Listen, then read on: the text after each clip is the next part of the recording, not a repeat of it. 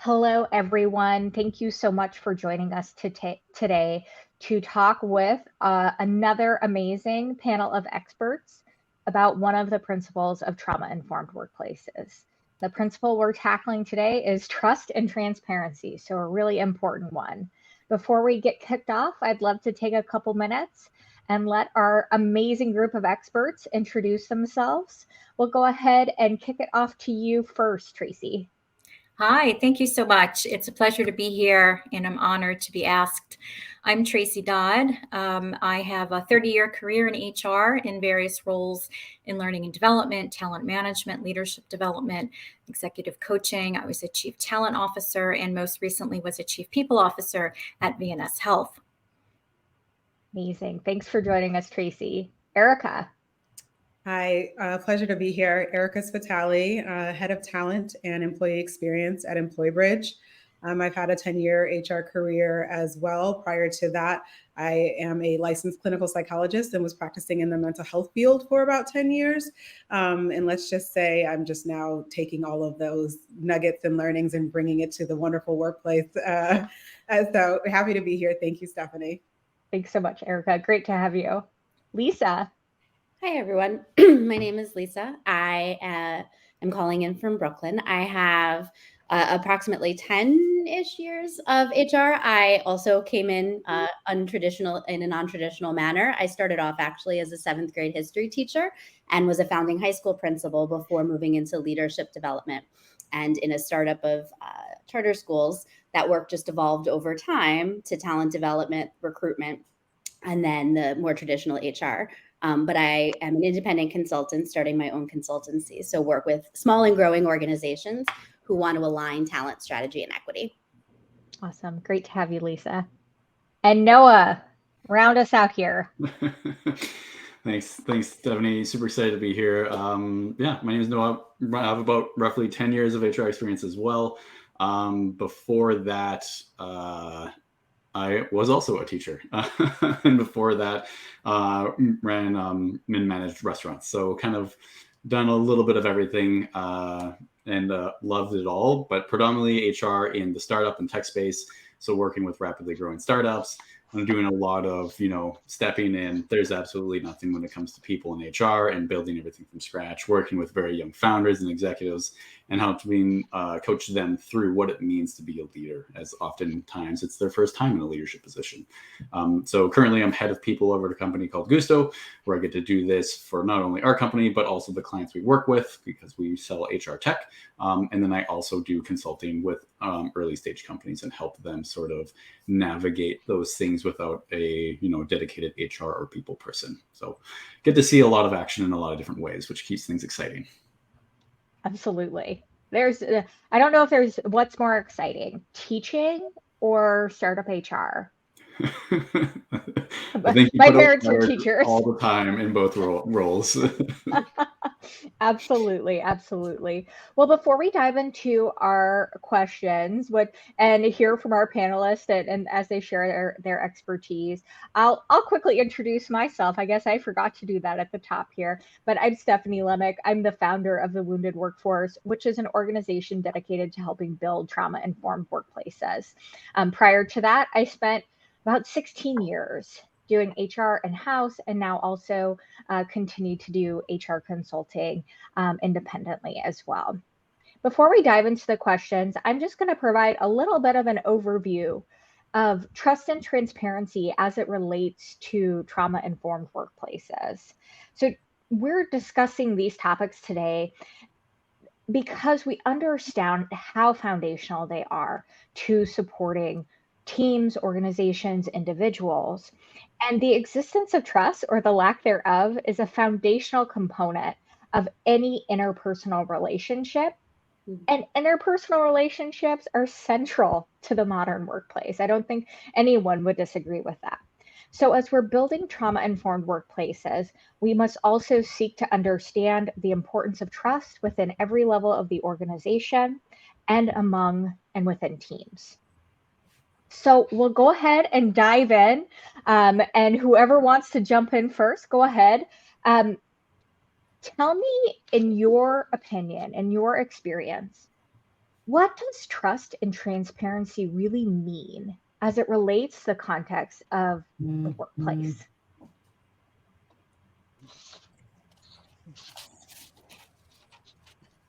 I'll kick us off. I think it's such a loaded and deep, like philosophical question, because I also think, in my mind, trust and transparency mean different things to different people. And I think that's the challenge. I think we talk about it as if, like you said, Stephanie, it is absolutely foundational to an organization's health. It's also foundational to interpersonal relationships, but it's not easy. So like when you talk about the foundation of something, we make it seem as though it's something that comes naturally to people or something that comes easy to people, and it doesn't. And I think unless an organization or the people in that relationship are aligned on what trust looks like, on what transparency looks like, it's really hard to progress in either of those, camps. I think for me, when I think about the word trust, and I actually Googled it just to like look at the Webster definition, because I was curious, because I was like, I have my own language, but I'm just curious, like the standard definition. And it's really this like firm belief in the reliability of someone or something, or the ability or strength of someone or something. When I think about belief, to me, that means you're taking a risk. Like, I don't think we realize when we trust people or allow people or people trust us that they're taking a risk every day, every moment, that what they believe to be true about you or what you've said will come to fruition. Like, how heavy is that? That is a lot of responsibility. And I also just firmly believe, like, when I think about transparency, it's free, you're free from the muddiness or the gray, right? It is just very clear where someone stands, what they believe in, what they're going to do, they say they're going to do. And I just think you can't have trust without transparency. So just to kind of tee us up a little bit, not to like make the conversation too heavy, but these are some pretty heavy topics. That was a great answer for a loaded question. So kudos to you. Amazing. Erica, Anyone else want to add? Sorry. I was just going to say, Erica, I think you nailed you hit the nail on the head in regards to trust at the very least. I think transparency, I'm seeing especially generationally different definitions of that. But in terms of trust, it's really, do your words align with your actions on a consistent basis?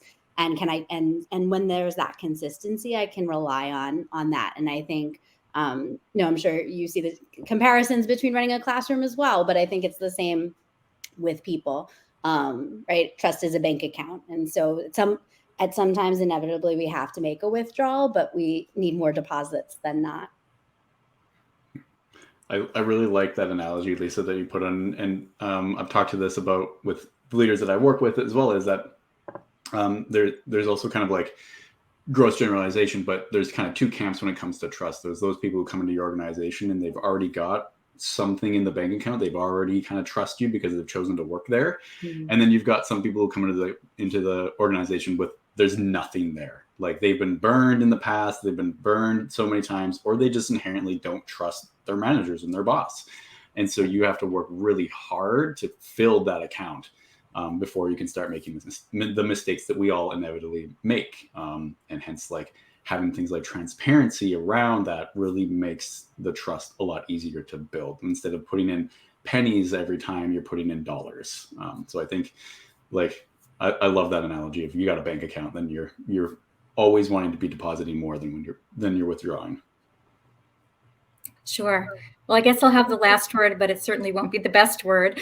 I concur and agree with everything that's been said. And I like to go back to something that Erica shared at the beginning about taking a risk. I think that is a very insightful point of view. And what I always think about in terms of trust and transparency is I have to be a role model for how I want others to interact and engage with me. And you have to give trust to get trust. So taking that risk, it's a very personal decision, and it's a vulnerable position where you have to give trust.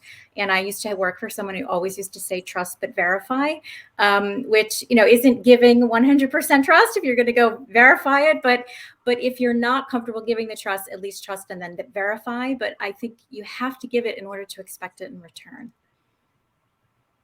I love that. You took me back with the trust but verify. I've heard that many, many times in my career. I'm sure I'm not alone. I'm seeing some head nods. Fabulous, fabulous. So when you think about organizations, when you think about trust, what are some common challenges that organizations face in establishing and maintaining that trust and transparency? Well, I'm happy to jump in. I think Noah raised a point that's very relevant to that question about when you have a lot of new joiners and you have a lot of longer tenured employees. I think trust and transparency is so important.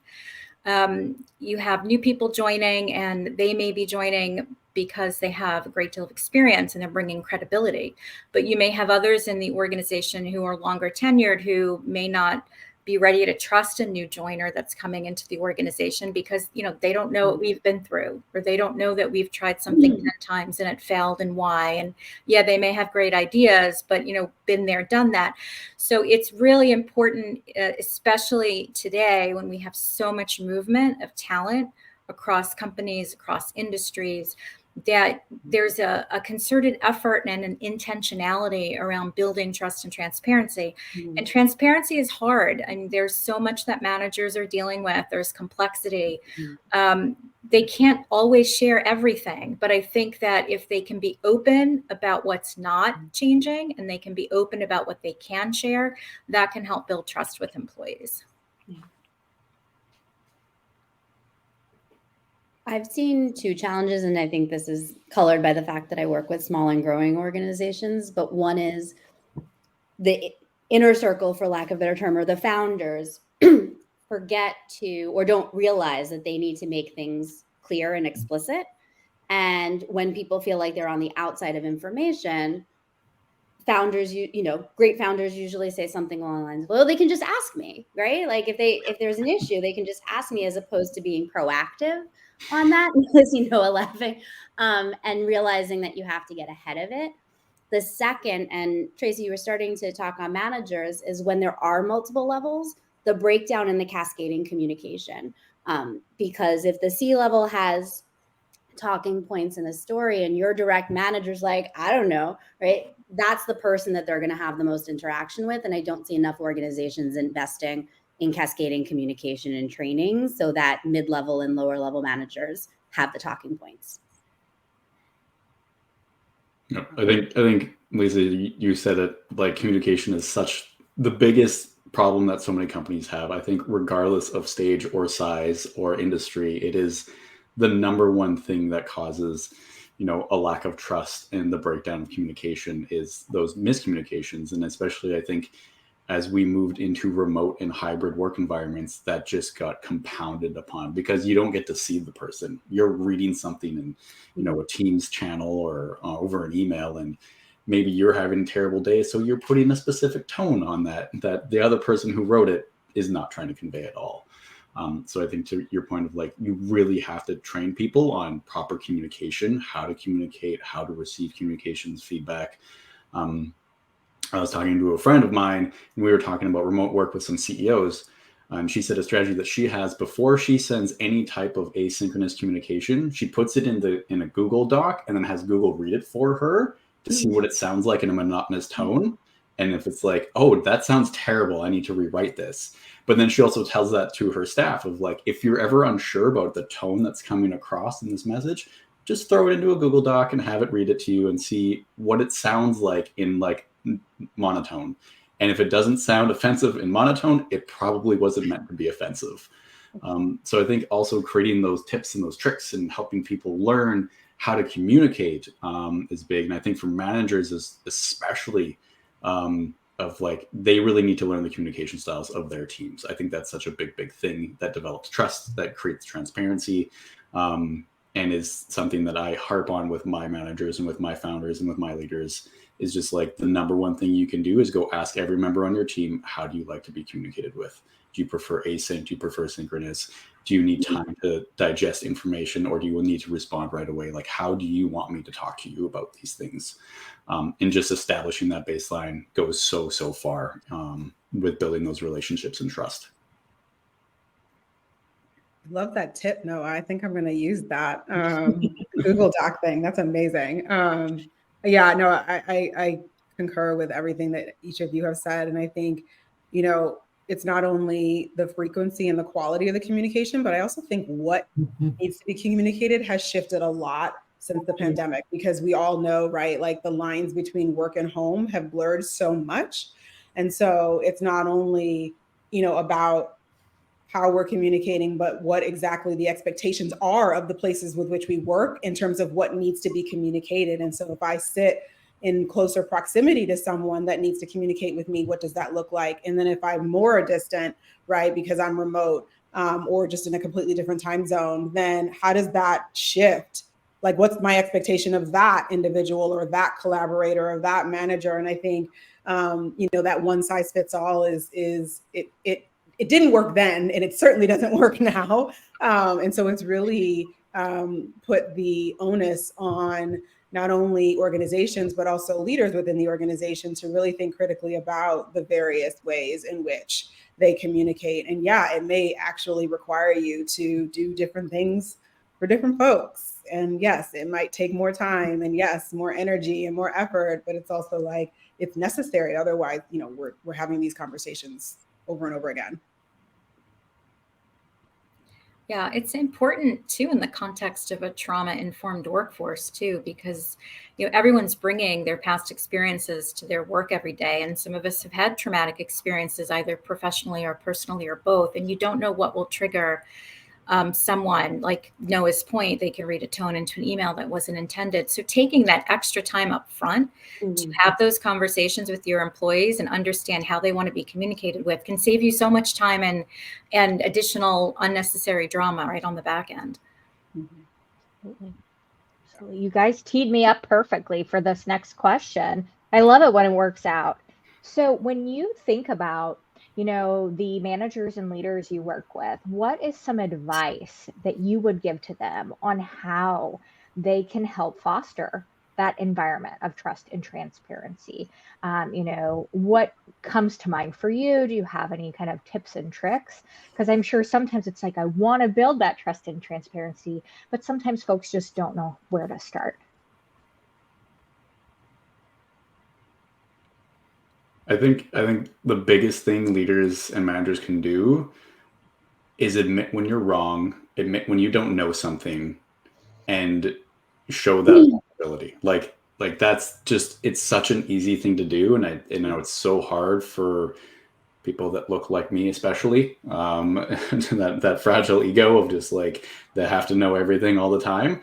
But I think it's really one of the best things you can do is just say, I don't know, or I made a mistake and I'm sorry for making that mistake, and I will do better next time.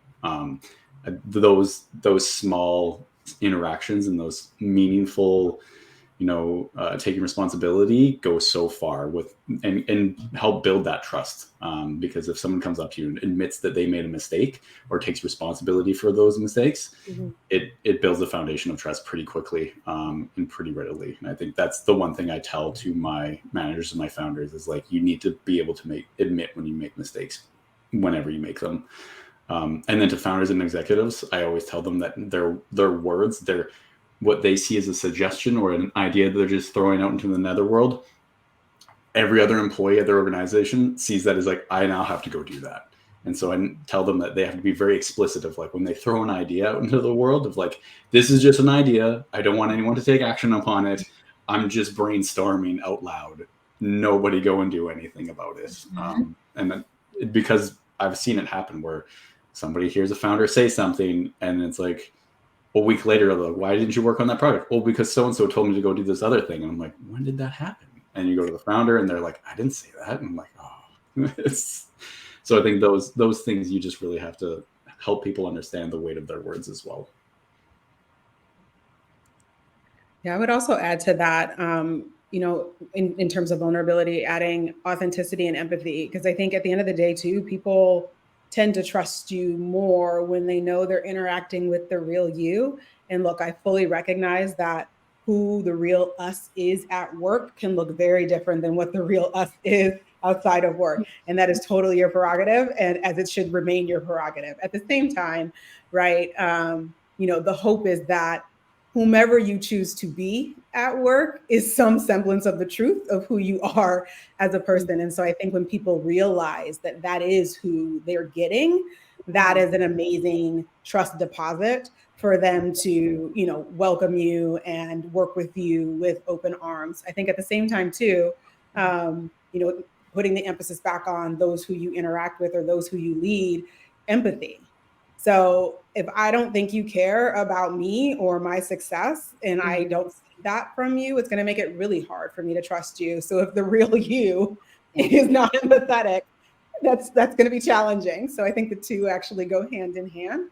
But the hope is that, I think, to Noah's point, in addition to vulnerability, having those three core components as part of your everyday responsibility as a leader or a manager, I think is incredibly important to building that trust and transparency with your team.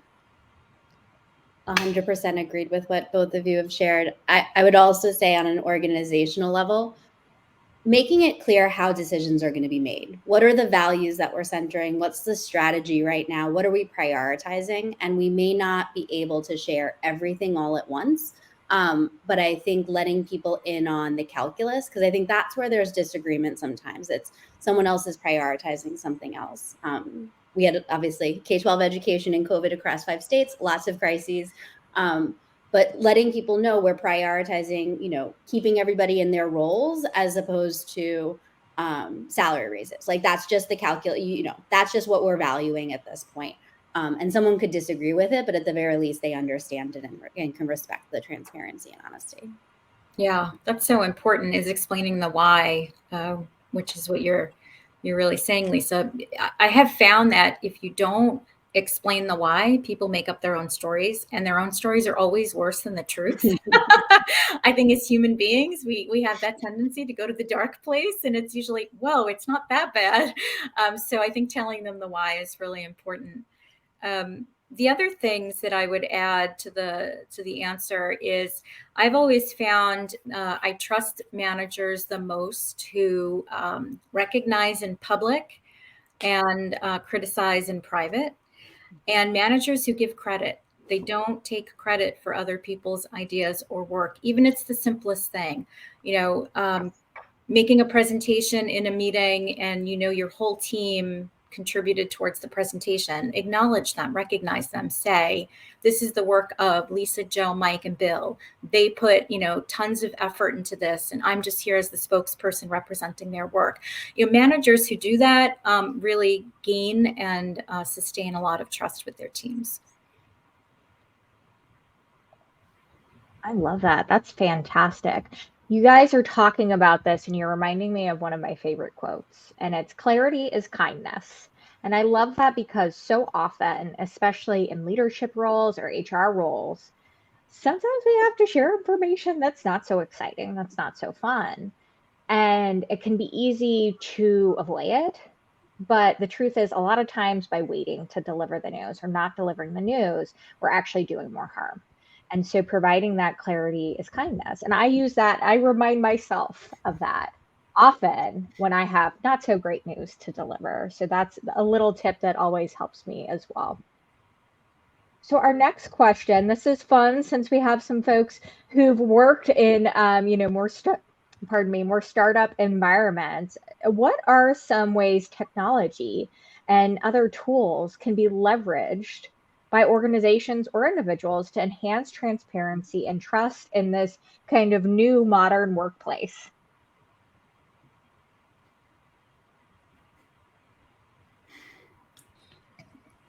Well, I'm happy to jump in with something that came to mind, and I'm sure others can add a lot more color to this, but Slack channels came to mind immediately. A lot of organizations use Slack channels, which they are very open and transparent about what's going on, who's working on what, how people are having challenges, giving advice to each other.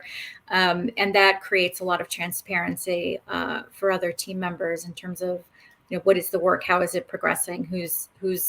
And it builds trust with team members when someone can put something in a Slack channel that says, hey, I'm struggling with something. Can you help me out? Mm-hmm.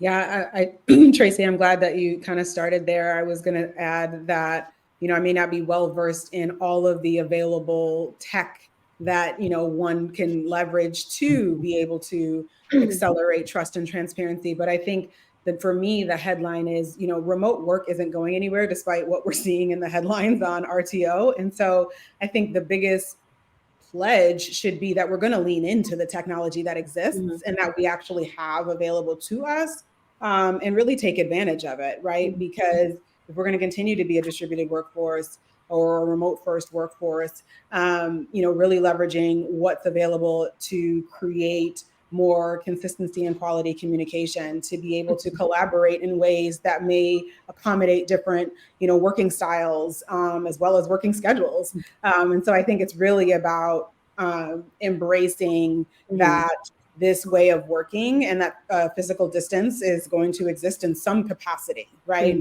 No longer are we always going to be shoulder to shoulder.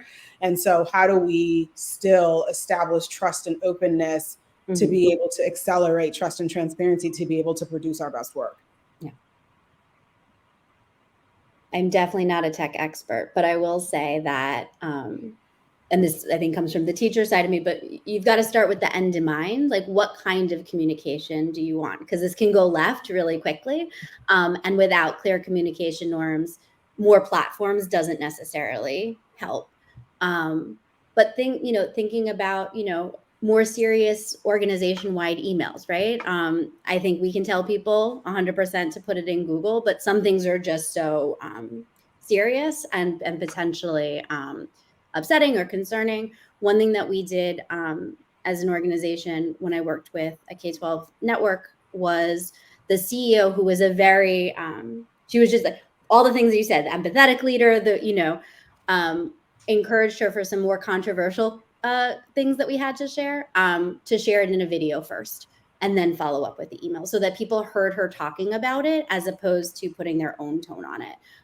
So in that case, it was about empathy and human connection. If you want, using newsletters or Trello, right, to just share like a transparency on what everyone's working on, I think that's important. But the one caveat I'd say is, like, what kind of communication and interaction do you want, and do you have capacity to support, and kind of backwards plan from there. Yeah, I think everyone touched on a lot of things. I think, and I want to go back to a point Lisa made, I think, at the last question, which was like, how are decisions made and how are we doing things and how are decisions made? I think having that very clearly outlined and documented in whatever tool you use, whether it's, G Suite, whether it's, Confluence, whether it's Notion, whatever your tool of choice is, making things very clear on how decisions are made, how we communicate, what we communicate async, what we can communicate synchronously, just having that laid out for everyone so everyone's kind of on the same page is so very important. And Stephanie, to your point of like, it's clarity. It's clarity's kindness. People don't have to like ask 7 people, like, how do we do this? Who should I go to for this? How do I ask for a vacation? What happens if I'm sick? Like, just making everything very easily accessible is so important for making sure that people can just do their jobs better, because they're not having to spend an hour just to find a policy, but they also are like, oh, the company trusts me with all this information. I don't have to go through 7 layers of bureaucracy just to ask for vacation. I can just like go look it up myself and then go do it.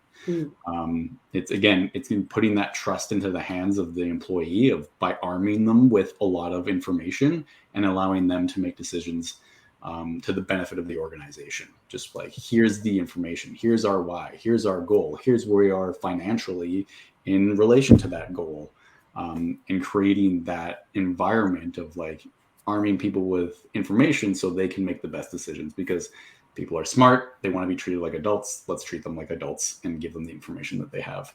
And I would even employ this in my classroom when I taught elementary school for little ones. It's just like, if you can provide them with the information they need, they will make the right decision 9 times out of 10. And so if we can do it with kids, we can also do it with adults in the workplace. I love that, Noah, because I also think that's also the definition of trust, right? Like, we're trusting people to be adults in the workplace, just like you're trusting children to, be developmentally children. Yes. In the classroom. Reminds me of that book, Turn the Ship Around, by L. David Marquet. I don't know if you're familiar with it. He talks in the book about pushing authority down to the information versus having the information pushed up to authority. Love that. That's really interesting.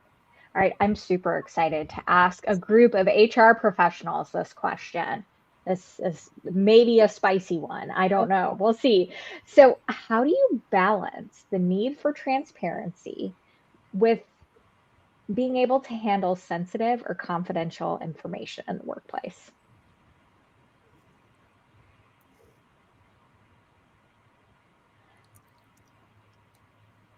It's a little spicy, I can tell. No one wants to go first. I mean, I can start. I think, I mean, obviously it depends on the type of information, because I'm thinking of two scenarios. One is financials and one is someone has to be let go. I think that people ultimately, I think, one, want to know how it impacts them. So if you can talk about that without the decision, I think that's important as well. But one thing I've learned is that sometimes people they just need to talk about their feelings about uncertainty. And I think we should obviously be as transparent as possible about decision making, about the health of the organization. But I also think we sometimes underestimate, sometimes people just need to talk and to share their uncertainty. And usually what I've found as a manager in those moments is there is something that I can give them when I find out exactly what is concerning them. If it's there, like, I don't know if my work is going to increase, like, we'll get to that place. And if we have to prioritize, we have to prioritize, right? So just, I think listening on that one-on-one level is really important. Yeah, I agree. And you're right, Stephanie. It is a balance. I think that, as HR professionals, we are held to a higher standard and we have to be a role model for the organization. So I think that providing as much context as possible for decisions, but holding certain types of information that is sensitive back, whether it's the terms of someone's exit from an organization, whether you never want to share the details of a termination, but you want to provide a little bit of context. But you want to treat people with respect and empathy. And so oftentimes, if it is an exit type of situation, to the extent that you can and to the extent that it makes sense, allowing that person to shape the narrative as to why they're leaving. Again, if it makes sense and if it's appropriate, giving them that dignity and that empathy and that respect that they deserve. But it's not something that you're going to share more broadly with the rest of the organization. So I think when you do things like that, you build trust and people understand that you can't share everything, but being as transparent as you can given the context will build trust. Yeah, and I think whether we're talking about exits or even, maybe financial information that isn't quite public yet or able to be shared publicly, I think, Tracy and Lisa, you're spot on, really asking ourselves, what is it that our employees are really asking for, right? Is it really the nitty-gritty details, or is it how is this going to impact me? And so how do we almost pivot the messaging or the conversation to them versus the it or the what, right? Because I think that's truly sometimes what people are looking for. They just haven't articulated that in a way, and it feels like we're being pressured for the details, when in reality, that's not what they're asking for. And so, asking questions like, is this the need to know versus the nice to know, right? Does this help or hurt their ability to show up to work? And really kind of like almost doing a gate check of, how will me saying this or sharing this actually benefit this individual or these individuals? And then being able to kind of filter it through that to decide how, open or transparent we are in those situations. Well said. I think, there's to everyone's points of just like, it's really about how you're crafting the message. And I look at something like salary transparency, which we're seeing more and more of in the world, right? It's legislated at the state level and then at the provincial level up here in Canada.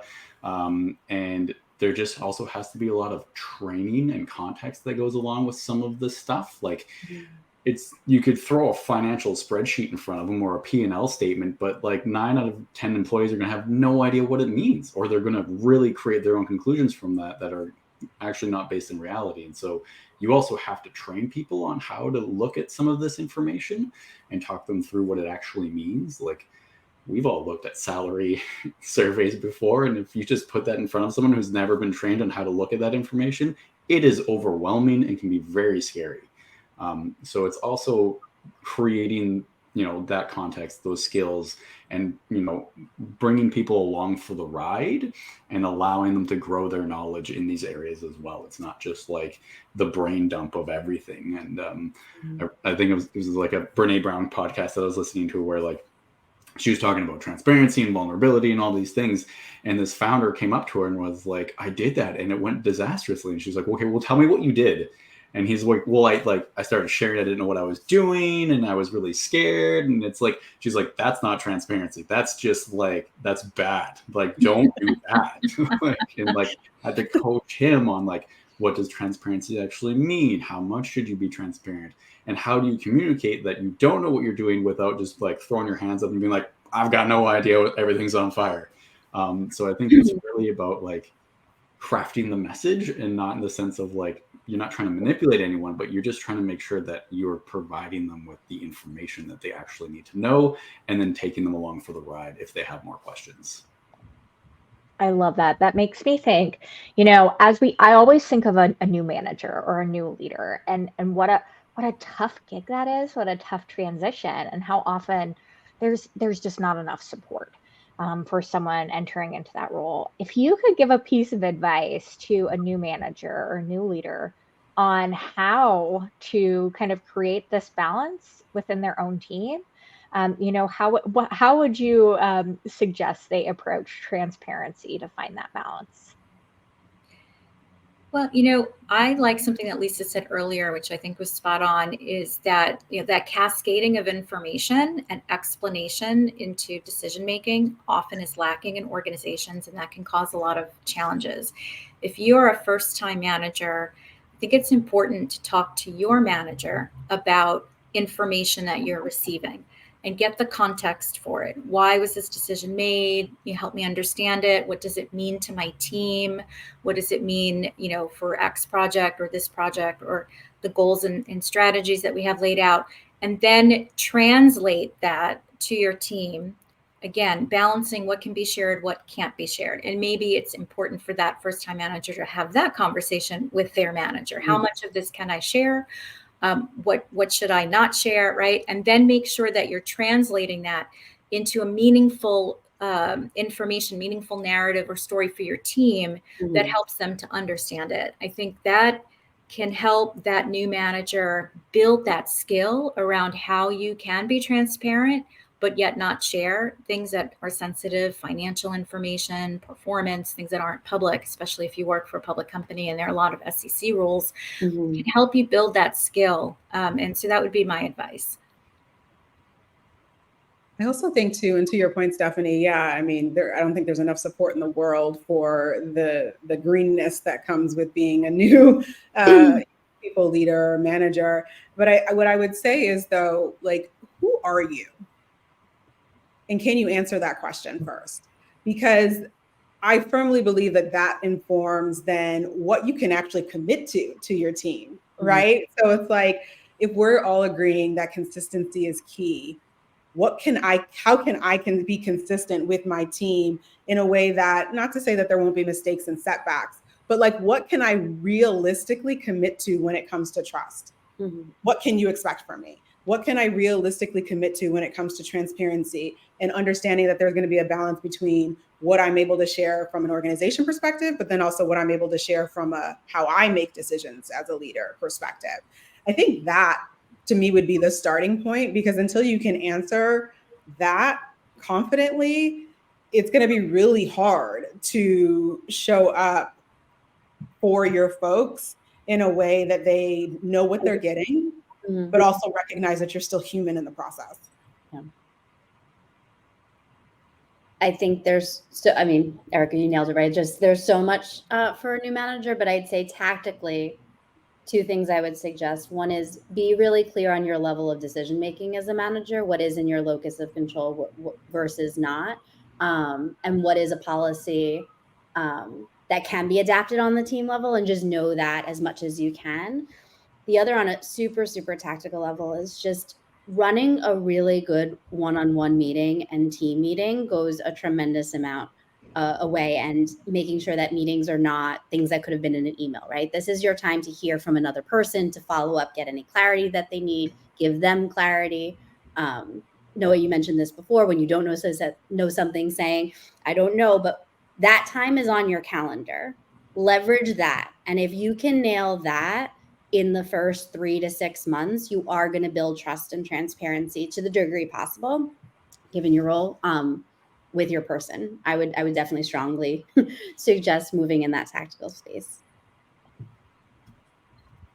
I'm gonna build on your point, Lisa, with those one-on-one meetings of like, I always recommend any new manager, either if they're joining a new company or if it's their first time as a manager, to sit down with every single member of their team and just ask, what do you expect from me as your manager? What do you like? What are your expectations here? And then being honest of like, I can fulfill these ones. I don't think I can fulfill these ones, and time will tell if I can fulfill these ones, because I'm also new here. I think that's especially important, especially if you were on the same team and then were promoted into a manager role for that team, of just like, you kind of almost have to reestablish that, okay, I'm no longer just your teammate, I'm now your manager. So let's talk about what these expectations look like. Because then everyone knows kind of what's happening in that situation. And I think that helps a lot with that clarity. You can also talk about communication styles there. You can, set the expectations to Lisa's point of this, like, what is actually in your purview and what isn't. And maybe in those conversations, Erica, as well, you can kind of talk about like, well, this is who I am, and this is what I can deliver to you as well. I think like having that first foundational meeting of like, let's just have this conversation and kind of set the expectations on both sides of the table. And then the next thing I will say is like, as a manager, lean on your people team a little bit more. You're going to be throwing some curveballs that you have no idea how to handle. Go and ask for help. Like, just like, I don't know how many times I've had to clean up a mess after the fact, where I'm just like, why didn't you come to me beforehand? Why couldn't we have had this conversation last week before you had that conversation with your employee? And they're like, well, I thought I could handle it. I'm like, next time, just like, let's connect for 15 minutes and chat. And make sure that we're all kind of on the same page about things. And so if you ever have a question, if you ever need extra clarity, like, I guarantee your people team would be more than happy to provide that clarity, as it will save everyone a lot of time in the long run. Great PSA. Yes, use your people team, use your HR team, for sure. I love that. So my next question, so we're so often talking about, building skills, or how managers or leaders can approach building trust and transparency. But at the top of the session, we talked about how trust and transparency is important in every relationship in the workplace. So when you think about, just an individual contributor, a person thinking about how to build relationships between peers or even with their manager or leaders, what advice would you give folks who are looking to build trust and transparency as an individual within an organization? Well, I think many individual contributors today need to lead through others, right? There is no job that I can think of off the top of my head where you don't need someone else to be successful, right? No one is working in a vacuum or, in a silo. So I think that it's important for individual contributors, and not just managers, to build trusting relationships with others in the organization. And I like to think about, if we think about our responsibility as an employee, we have to lead ourselves, we have to lead through others, and we have to lead the organization, right? In terms of business acumen and understanding the strategy and the goals, et cetera. And that leading through others piece is where that building trusting relationships for individual contributors takes shape. And a lot of it has to do with having sort of a common shared goal. That, if you work in finance and I work in legal, right? What is our common shared goal where we're trying to work together to accomplish something. It's not me against you. It's, how can we work together? And entering every interaction, engagement, project, conversation with the belief that you're going to preserve the relationship over the transaction, right? It's relationship first, transaction second. And so, thinking about it that way can help you think about how you want to engage in a conversation. You don't want to be, pushing people or bullying them. You want to compromise, you want to negotiate, you want to influence, with that common shared understanding, that common set of goals, and being consistent, doing what you say you're going to do, and saying, what you did to help build that consistency.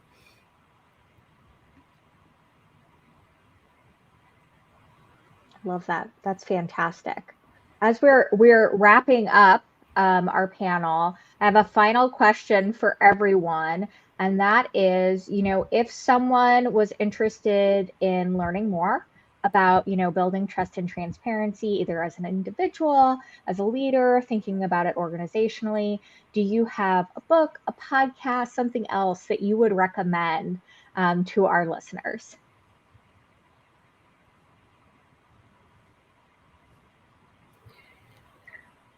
Two things come to mind. I'm happy to jump in while others are thinking. There's a book, Crucial Conversations. I think that everyone should read that, regardless of whether you're an individual contributor or a manager or leader.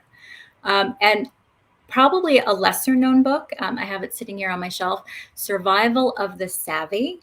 Mm-hmm. It's all about politics and organizations, because they do exist, whether we want to acknowledge that or not. And for women, it is typically harder to navigate politics in organizations. It's a fantastic book that helps you think through the level of political savviness you may have, and how you can build that savviness to do good, not to do evil. So I think that's a great book for building trust and transparency.